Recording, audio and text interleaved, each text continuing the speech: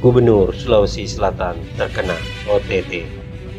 Reorientasi pendekatan kinerja KPK. Farhad Abbas.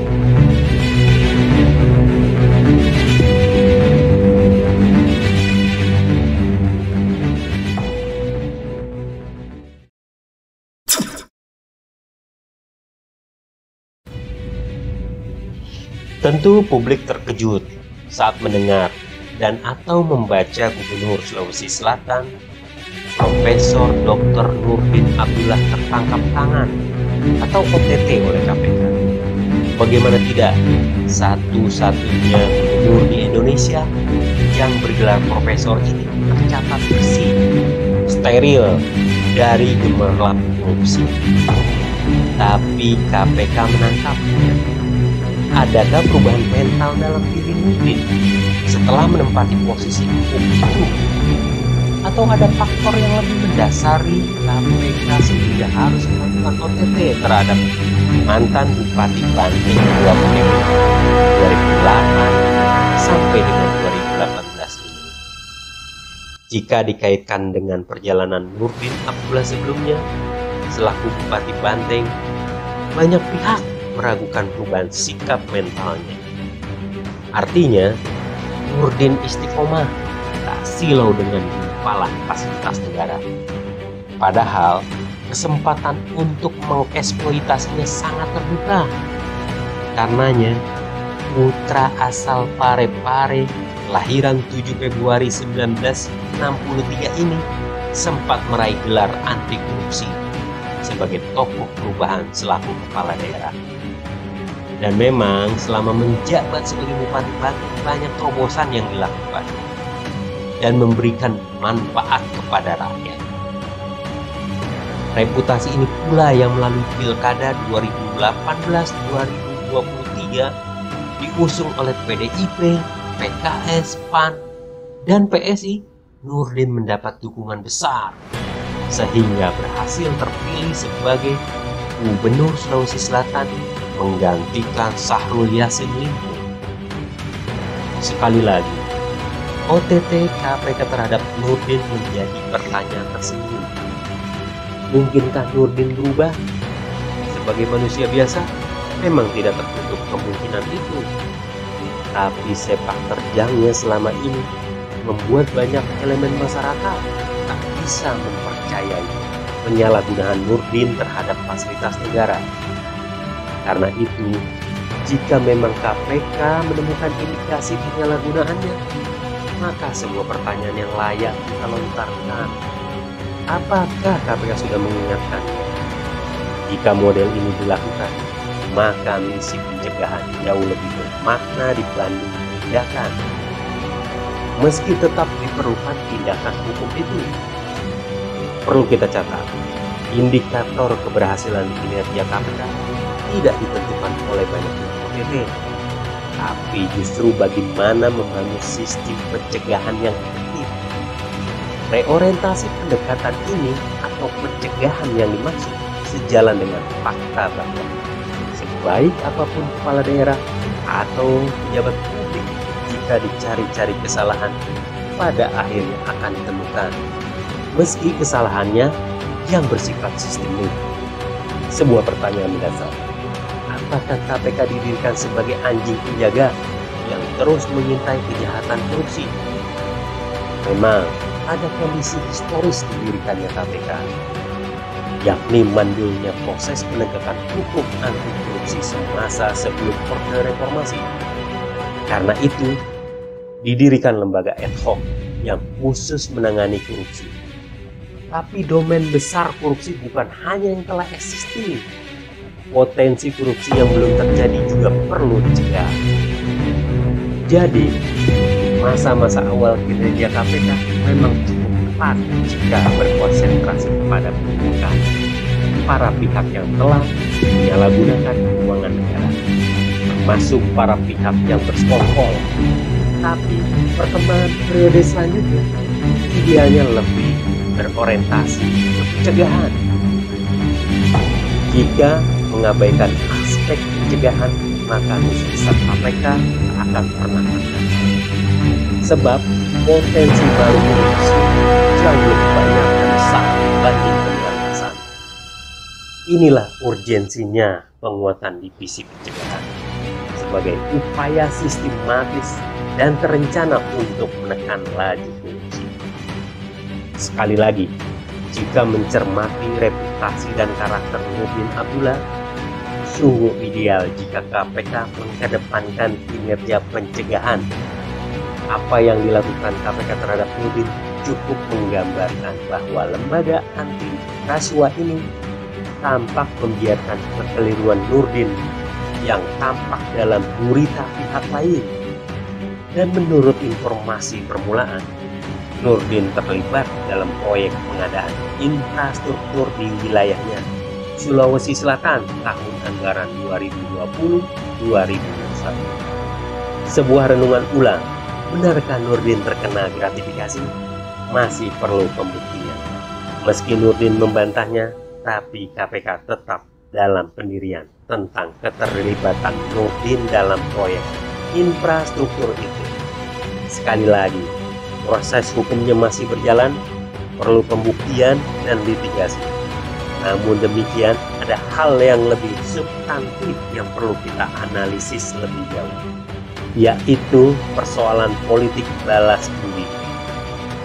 Boleh jadi Nurdin memang tetap komitmen untuk tidak menerima apapun dari proyek Provinsi Sulawesi Selatan, namun proses politik menunggu Singgasana, orang nomor 1 di Sulawesi Selatan sebagai gubernur, tak bisa diabaikan.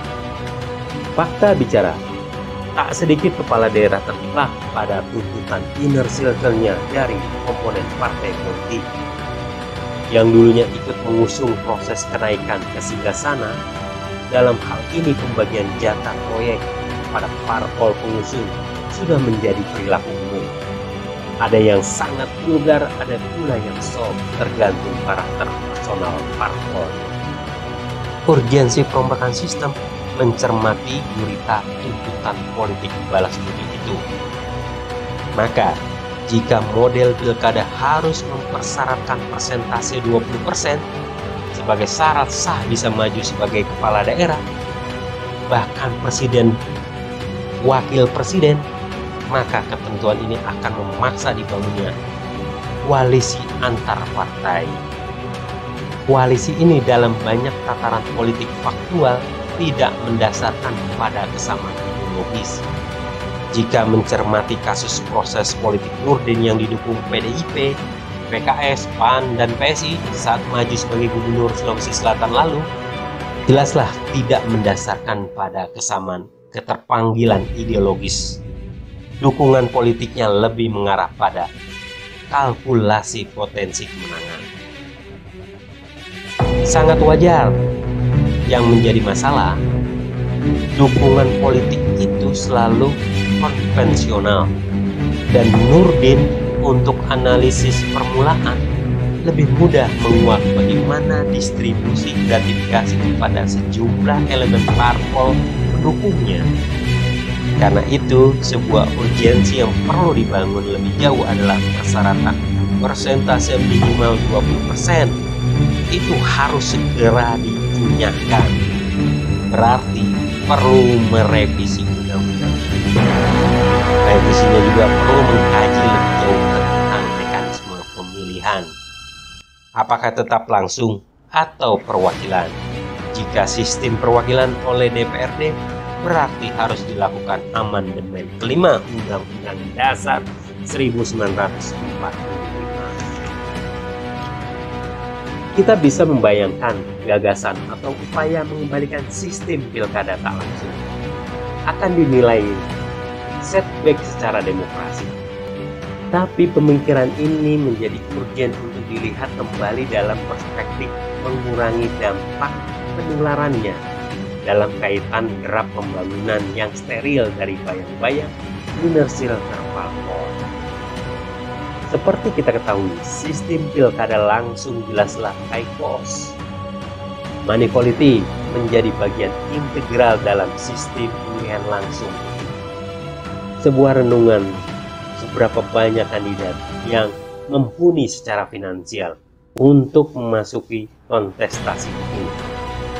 Relatif terbatas, dan data faktual ini menjadi pintu masuk bagi kalangan pemodal untuk ikut bermain dalam wilayah pilkada, bahkan pemilu nasional.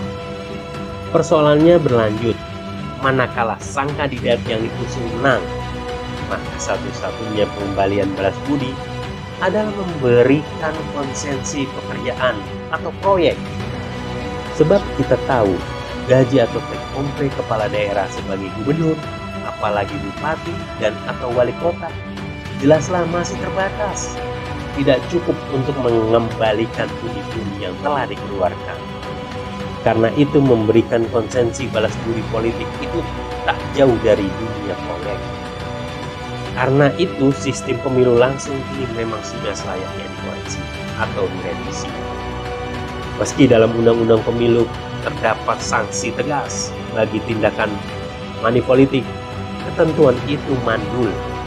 Perlu alat bukti tindakan money politik, membuat ketidakmungkinan pengadilan bisa menjatuhkan sanksi kepada pemberi ataupun penerima dana politik.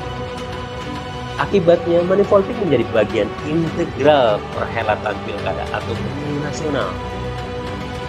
Akhirnya kita perlu menggarisbawahi apa yang menimpa pada Nurdin Abdullah selaku Gubernur Sulawesi Selatan bisa dijadikan renungan konstruktif. Meski Nurdin sampai detik ini diyakini sebagai orang bersih, tapi para pihak yang mengitarinya dari anasir parpol atau pemodal sangat mungkin terus melakukan sejumlah hal yang merugikan kepentingan Nurdin. Bukan dalam kerangka menjatuhkan secara personal, tapi menggiring Nurdin pada area abuse of power secara terselubung. Inilah jebakan maut sehingga orang sebersih Nurdin pun sedikit tersandung perjalanan. Untuk dan atau atas nama menjaga sosok pemimpin yang bersih seperti Nurdin Abdullah atau lainnya yang tentu bermanfaat bagi daerah dan bangsa ini, kiranya tidaklah berlebihan Partai Negeri Daulat Indonesia pandai menyampaikan pemikiran untuk merombak sistem pemilu, bahkan sistem ketatanegaraan yang jauh lebih sehat, lebih akurat, dan lebih arti. Tak selayaknya orang bersih, kapabel, dan berintegritas menjadi korban sistem. Dan yang terakhir, namun tidak kalah penting, KPK sudah seharusnya melakukan reorientasi pendekatan, perkuat divisi aksi pencegahan, jauh lebih educate dan sangat mendasar. Rakyat berdaulat, negeri sejahtera. Jakarta, 28 Februari 2021.